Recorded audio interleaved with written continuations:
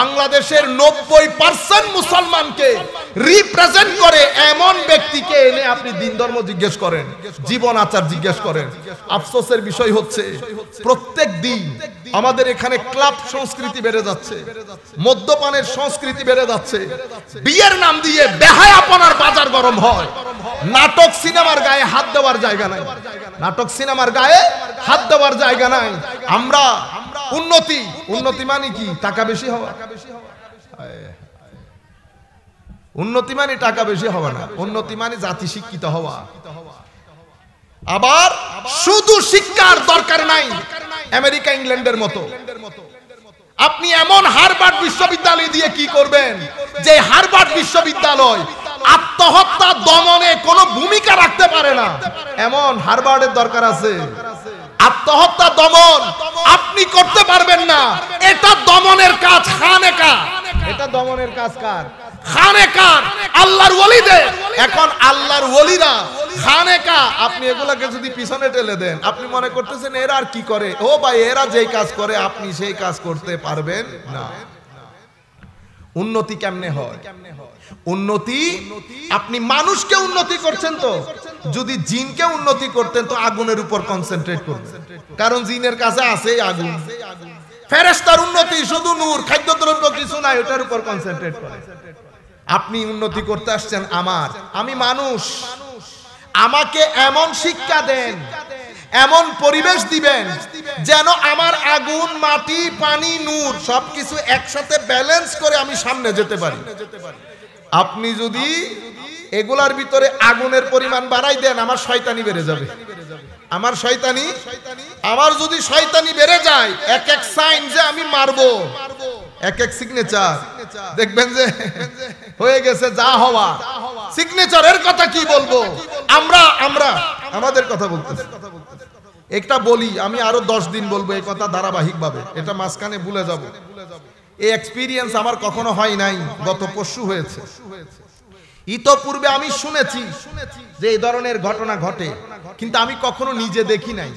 গত পরশু প্রথম দেখছি। আমি আগে শুনেছি এখানে 2-3 গ্রামের ছেলে পুলে মিলে বড় করে মাহফিল করে, বিশাল সম্মেলন, সুন্নি সম্মেলন এরকম নাম দিয়ে। আসলে কোনো এগুলা সুন্নিয়তের, আপনি ভিতরে ঢুকে দেখবেন এখানে কোনো মৌলিক লোক নাই। যারা আহলুস সুন্নাহ ওয়াল জামাতের খেদমত করে তারা কেউ নাই। তাদের উদ্দেশ্য হচ্ছে, কারণ চাঁদা যখন তুলবে মুসলিম, বুদ্ধ, খ্রিস্টান, হিন্দু সবার কাছ থেকে তো চাঁদা তুলবে, তুলে হুজুর 1 2 জন না 3 জনকে দাওয়াত করে 14 জনের নাম যোগ করে। আন্তর্জাতিক সুরেলা কণ্ঠা, তারপরে বিশেষ আকর্ষণ, প্রধান আকর্ষণ, প্রধান অতিথি, প্রধান বক্তা, প্রধান আলোচক, প্রধান মানে কেউ প্রধান থেকে নিচে যাইতেছে না। এরপরে যাবেন, কমিটি বানাবে, একটা দাওয়াত করতেছে 3-4 জনে। এরা দাওয়াত করছে আমারে শুধু একটা টেলিফোনে। আমি না ব্যক্তিকে দেখছি, অ্যাডভান্স তো এটা আল্লাহ আমাদেরকে মাফ করুক, আল্লাহ আমাদেরকে ওই ফিতনা থেকে মাফ করুক। আমাদের সাথে কোনো কি হয় নাই, ওই যে দরদাম করে না, ওইটাও হয় না। কিন্তু ভদ্রলোক ওখানে বলে ফেলছে, এই মিটিং বসতে, তো মিটিং এর মধ্যে হুজুর 65,000 টাকা, অমুক আমাদের ভাইস প্রিন্সিপাল হুজুর, উনি যেহেতু একটু সিনিয়র, হুজুর 75। তা আরেকজনে বলেছে 75 কে? হ্যাঁ 75 স্যার আসতেছে না, অনেক বলে দেখছি। এখন কি কাজ করছে জানেন? আমি বাকিগুলো আর বলতেছি না, এই 65 যারে বলছে এরে দিছে 20, 45 খায়া ফেলছে। 75 যারে বলছে এরে দিছে 15। আপনারা বুঝতে পারছেন? আমি এটা ইতোপূর্বে শুনেছি, কিন্তু আমি কখনো দেখি না। আমি গত পরশু নিজের চোখ দিয়ে দেখছি, নিজের চোখে দেখছি। এবং বিশাল বড় সুন্নি সম্মেলন বলে, নামের আগুনে, নামের পিছনে আবার রেসবিও লাগাইছে। কেউ আবার খতিবে বাঙ্গাল, ওখানে ওই এলাকার বড় খতিব। ভাগ্য ভালো, আমাকে এক ছেলে একটা কাগজ দিয়ে আমাকে জিজ্ঞেস করছে, নাইলে তো পুরো এলাকার মধ্যে বলে বদনাম ছড়াই ফেলছে। স্বাভাবিক, সবাই মাইন্ড করতেছে জিনিসটা। হুজুর এত সুন্দর সুন্দর কথা বলে, এত টাকা ছাড়া, মানে এত টাকা ছাড়া হুজুর আসবে না বলছে। আপনারা বুঝতে পারতেছেন? এখন এখন বুঝছেন এই মাহফিলগুলো, আমি এই জন্য নাম দিয়েছি সব মাহফিল হয় না। কিছু মাহফিল জমানো মাহফিল। এখানে যারা মাহফিল করেন, আরে ভাই আমি মসজিদে যাই না, যেই ব্যক্তি মসজিদে যায় না সেই কেমনে মাহফিল করে? আপনারা আদাব আছে। আপনি যখন এই ধরনের লোক মাহফিলের মধ্যে এসে যাবেন, কমিটির মধ্যে এসে যাবেন, যার কাছে পারছেন চাঁদা উঠাচ্ছেন, সেই টাকা আমাকে দিয়েছেন, এরপরে যদি আমি উল্টা লোককে আপনাকে ইখলাস আর তাকওয়ার বর্ণনা দেই, কোনো কাজ হবে? আমরাও কি করি? ইখলাস সমুদ্রে নিক্ষেপ করো, তাকওয়া সমুদ্রে নিক্ষেপ করো, কিছুক্ষণ গান করো, কিছুক্ষণ বাটিয়ারি, কিছুক্ষণ ওয়াহাবিদের গালি দাও, বাতিলদের গালি দাও, ঘন্টা দেড় ঘন্টা হয়ে গেছে, এবার বিসমিল্লাহ করে হাঁটা দাও। তারপরে আপনারা কি করেন? ঠিক বলে এক চিল্লানি মারেন। কেন বেটা? মজলিস এটা মাহফিলের মজলিস, তো রাজনৈতিক মঞ্চ না। আমি হুমকি দেব, আপনি বলবেন ঠিক না। এখানে সব ছাত্র, যারা বলে তারা শিক্ষক। এখানে একটা আদবের সম্পর্ক থাকবে। মাহফিল শেষ, তো আমার সাথে কি আপনার সম্পর্ক খতম? এখন মাহফিলের পরে লেগে গেছে মারামারি। চট্টগ্রাম থেকে এক ভদ্রলোক গাড়ি নিয়ে গেছে, আপনি তারে 10,000 টাকা দিচ্ছেন, গাড়ির ভাড়া হতো আছে 16,000 টাকা। আমি তো এই ধরনের পরিস্থিতি কোনোদিন দেখি নাই। আমি না বা আল্লাহ পাকের মেহেরবানি, হজম শক্তি বেশি, দফা করো, আজাও। আমাদের তো আর অসুবিধা হইতেছে না, কিন্তু আমাদের অনেক ভাইয়ের তো অনেক অসুবিধা হচ্ছে। এই জায়গা থেকে এগুলো ইনসানের কাজ। এই কাজটা কে করেছে? ইনসান। ইনসানের কাজ দেখেন, এটা ইনসান। আবার আরেকজন কিছুদিন আগে আপনার এই চাঁদপুরের মধ্যে 5-6 বন্ধু মিলে এক বন্ধুকে সমানে পিটাইছে। ভিডিও দেখেন নাই আপনারা? ঠিক আছে, এ চিল্লানি মারতেছে, কিন্তু এদের কোনো কানে যাচ্ছে না। এটা ইনসান না, কিন্তু এই কি করেছে? এই ইনসানের অ্যান্টিবায়োটিকের মধ্যে যে উপাদানগুলো ব্যবহার হয়েছে, নূর, মাটি আর পানি, এগুলার উপর ভর করে চলে এসেছে কি আগুন, মানে শয়তানিয়ত। তাইলে এ আর ইনসান না, এ হয়ে গেছে শয়তান, এ হয়ে গেছে শয়তান। এখন আমার মাঝে মধ্যে ইচ্ছে করে সরকারকে বলি, এই ব্যক্তিগুলাকে যেন কোনো পানিশমেন্ট দেওয়া না হয়। কোনো দরকার নাই জেল থানা পুলিশের, ছেড়ে দেন এদেরকে। আমি জাতিকে দেখাই যারা এভাবে জুলুম করে, আমার আল্লাহর যখন ধরার সময় আসে, মাওলা এদেরকে কিভাবে ধরেন, আমি যেন জাতিকে দেখাইতে পারি। এখান থেকে জাতি যেন শিক্ষা হাসিল করতে পারে। আপনারা বুঝতে পেরেছেন? আপনারা মনে করেন পুলিশ না ধরলে, পুলিশ কিছু না বললে আপনি পার পেয়ে যাবেন। মনে রাখবেন, এক ব্যক্তির মুখে থাপ্পড় দিয়েছেন, 10 থাপ্পড়ের জন্য তৈরি থাকবে। সেটা আজকেও আসতে পারে, 40 দিন পরে আসতে পারে, 40 বছর পরে আসতে পারে। যদি দেরি হয় তাইলে মুসিবতে পড়ে যাবে। যদি দেরি হয়, কেন? আমার আল্লাহ গুনাহ ক্ষমা করে দেন। আমার আল্লাহ কেমনে ক্ষমা করে জানে? আপনি রাস্তা দিয়ে হাঁটতেছেন, একবার পাথরের গুতা খাইছে, গুনাহ মাফ হচ্ছে। আরেকবার কাটা বিঁধে গেছে, গুনাহ মাফ। আরেকবার আরেকজনের সাথে ধাক্কা লেগেছে, গুনাহ মাফ। শেষ পর্যন্ত আমার নবী বলছেন, হাত্তা শাউকাতা ইউসাক্কুহা ইল্লা কাফফারাল্লাহু বিহা খাতায়াহু কামা ক্বালা নবী সাল্লাল্লাহু আলাইহি ওয়াসাল্লাম। এই যে কাঁটার গুথা খেয়েছেন, এটার মাধ্যমেও আল্লাহ বান্দার গুনাহ ক্ষমা করে দেন। ইমাম ইবনে কাসির ইন্নাল্লাহ লা ইয়াগফিরু আন ইউশরাকা বিহি ওয়া ইয়াগফিরু মা দুনা যালিকা লিমান ইয়াশা আয়াতের ব্যাখ্যায় অসংখ্য হাদিস একসাথে জমা করেছেন আল্লাহ কিভাবে ক্ষমা করেন। আমি সব সময় এগুলা খালি পড়ি, এগুলা পড়লে ভিতরে একটা আশা তৈরি হয় যে আমার আল্লাহ ক্ষমা করে দিবেন, আমার আল্লাহ ক্ষমা করে দিবেন। কিভাবে ক্ষমা করেন? তো আপনি 2 ডেস্কের মধ্যে 2টা জিনিস রেখেছেন, আপনি ভুলে গেছেন কোনটাই রেখেছেন। একটা টেনশন হয়েছে না, দূর কোনটাতে রাখলাম। আমার আল্লাহ এই টেনশন ক্রিয়েট করে বান্দার গুনাহ ক্ষমা করে। শেষ পর্যন্ত বান্দার রোগ, কষ্ট, মানসিক কষ্ট, হঠাৎ করে চোখের ভিতরে পিঁপড়া ঢুকে গেছে, চুল পড়েছে, এই যে একটু কষ্ট পেয়েছেন, এটার মাধ্যমে আল্লাহ উম্মতের বান্দার গুনাহ ক্ষমা করে। হাদিসে পাকের মধ্যে আমার নবী বলছেন, শেষ পর্যন্ত এমন হয়ে যায় বান্দা যখন মৃত্যুর সময় আসে পরিপূর্ণ ক্লিন হয়ে দুনিয়া থেকে যায়। আর যদি তার কিছু গুনাহ বাকি থাকে, সেই গুনাহও আল্লাহ মৃত্যু যন্ত্রণা বাড়িয়ে দিয়ে তার গুনাহ মাফ করে দেন। দিন মনে রাখবেন, দিন অনেক ইবাদত, আপনার জীবনের অনেক ইবাদত। আমি দুই একটা ঘটনা বললে আপনি পুরো দ্বীনের কনসেপ্টটা বুঝতে পারবেন। আসলে দ্বীন কি, আল্লাহ আমাদের কাছ থেকে কি চান। কুল কায়নাত এটা আল্লাহর সৃষ্টি। আল্লাহর সৃষ্টির মধ্যে সর্বশ্রেষ্ঠ সৃষ্টি মানুষ। যেই ব্যক্তি আল্লাহর সৃষ্টির উপকার সাধন করে সেই ব্যক্তি আল্লাহর কাছে সবচেয়ে প্রিয়, আল্লাহর কাছে প্রিয়। এটা ইমাম ইবনে কাসির বুখারী শরীফের মধ্যে, ইবনে কাসির তাফসীর ইবনে কাসিরের মধ্যে এনেছেন। মৌলিক হাদিস ইমাম আহমদ ইবনে হাম্বল মুসনাদের মধ্যে বর্ণনা করেছেন। এরা তিন বন্ধু, এক বন্ধু অনেক ইবাদত করত, মাঝখানের জন একটু কম, তারপরের জন কোন রকম ডাকলে আসতো না। একদিন উনি রাগ করে বলতেছেন, তোকে আল্লাহ কখনো ক্ষমা করবে না, ইন্নাল্লাহ লা ইয়াগফিরু আও কামা ক্বালা নবী সাল্লাল্লাহু আলাইহি ওয়াসাল্লাম। এই কথা বলার দের সাথে সাথে আল্লাহ ফেরেশতা পাঠিয়ে ওই ব্যক্তিকে জিজ্ঞেস করতে বলেছে, তোকে এই পাওয়ার দিল কে? আমার বান্দা, আমি ক্ষমা করে দেব। আছে কোন মায়ের ছেলে আমার আল্লাহর দরবারে জিজ্ঞেস করবে কেন ক্ষমা করে দিয়েছে? বনি ইসরাইলের 99 জনের হত্যাকারী, অতঃপর 100 জন হত্যা, একজন করে 100 জন হত্যা করেছে, সেই ব্যক্তিকেও তওবার কারণে আল্লাহ ক্ষমা করে দিয়েছে।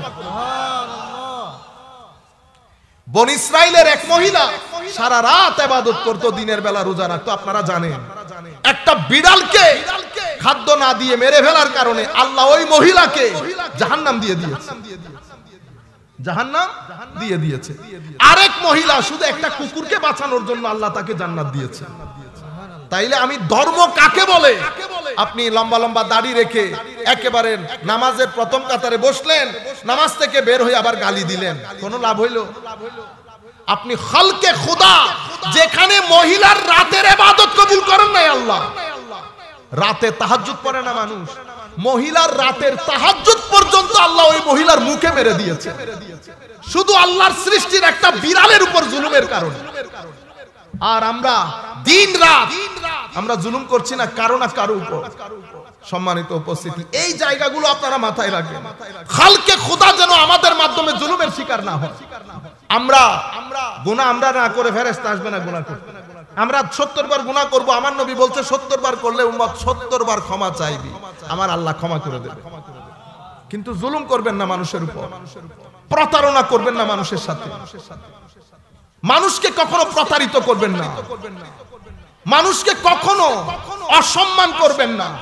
আল্লাহর কোন সৃষ্টিকে কোন কারণে আমরা রাস্তায় কুকুর বসে আছে দি মারি না। আপনি যাকে মেরেছেন তাকেও কিন্তু আল্লাহ বানিয়েছেন। হযরতে জালালউদ্দিন রুমি রাদিয়াল্লাহু তাআলা আনহু যখন মৌলভী থেকে মাওলায়ে রুম হয়েছে, ছাত্রদেরকে পড়ায় ঘরে আসতেছেন, প্রতিমতে একটা কুকুর ঘুমাচ্ছে, হুজুর আর পার হইতে পারতেছে না, হুজুর দাঁড়ায় আছে। ছাত্র এসে বলতেছে হুজুর দাঁড়ায় আছে, কুকুর ঘুমাইতেছে। ছাত্র মনে করছে হুজুর দৌড়াইতে, ছাত্র চেষ্টা করছে এটাকে দৌড়ানোর জন্য। হুজুর জালালউদ্দিন রুমি হাত ধরে বলতেছেন, ঘুমাইতে দাও, কুকুর তো ঘুমাই না, আমি একটু দাঁড়াই, আমি একটু দাঁড়াই। দ্বীনের কনসেপ্ট বুঝার চেষ্টা করেন। সাহাবায়ে কেরাম নিয়ে আমার নবী বসে আছে, আমার নবী ঘরের ভিতরে ঢুকলেন, আবার বের হলেন।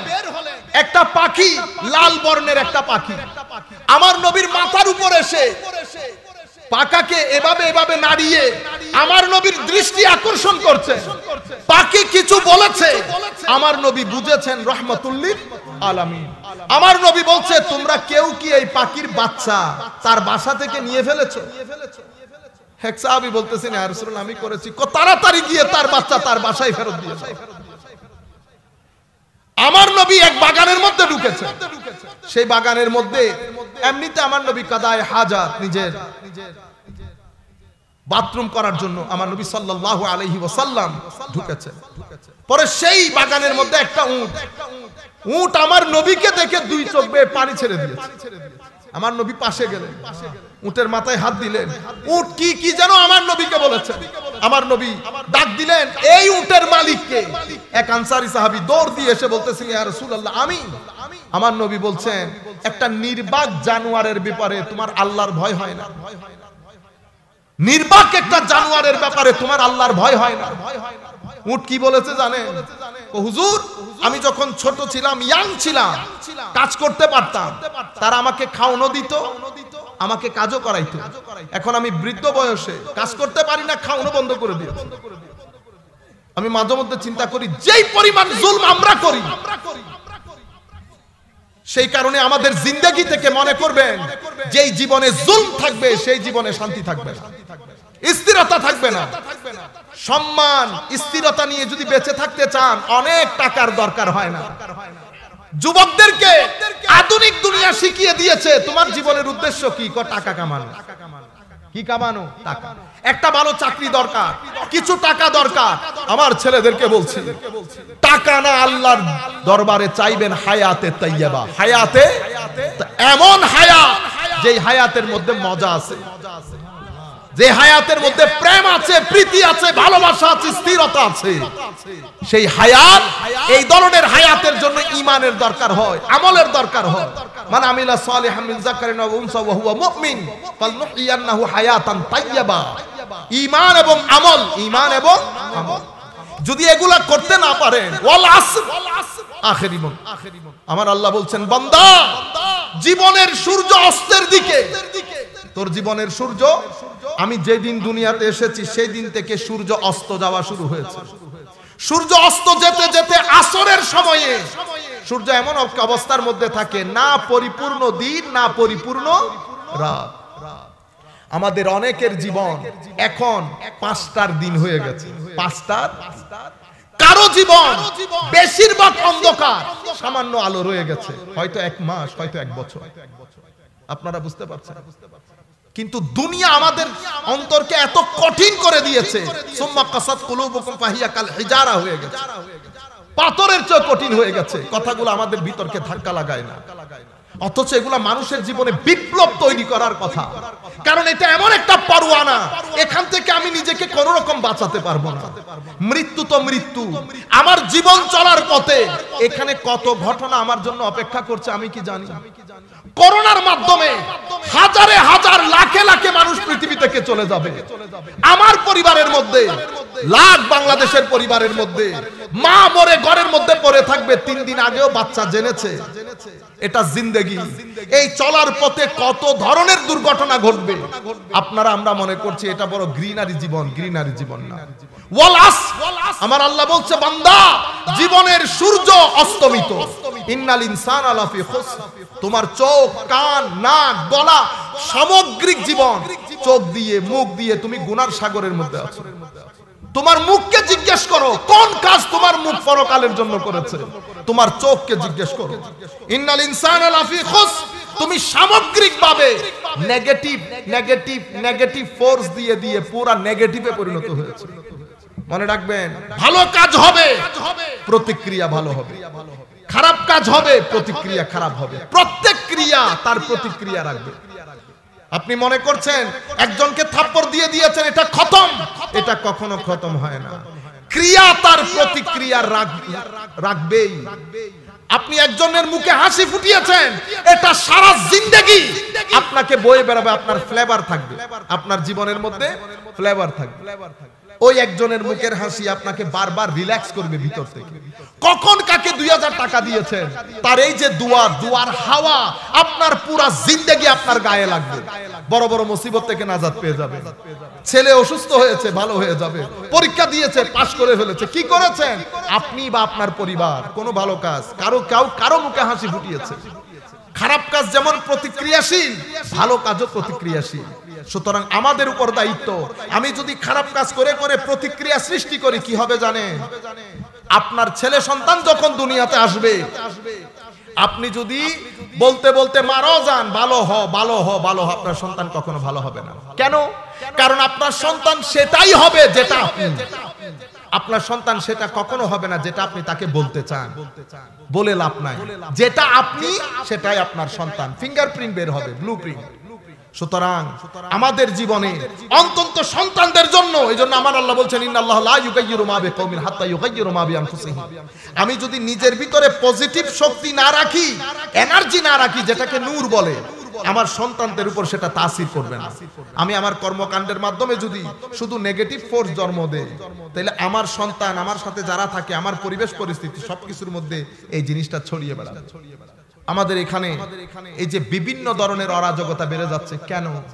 আমরা প্রত্যেক ব্যক্তি খারাপ শক্তি আমাদের ভিতরে জমা করতে করতে আর ভালো শক্তি নাই। এটার দিকে ইঙ্গিত করে আমার নবী বলেছেন, নুকতাতুস সাউদা, চোখ দিয়ে গুনাহ করেছি, কান দিয়ে করেছি, নাক মুখ দিয়ে যেটাই করেছি, এটা আমার ভিতরে একটা একটা করে কালো দাগ যোগ করেছে।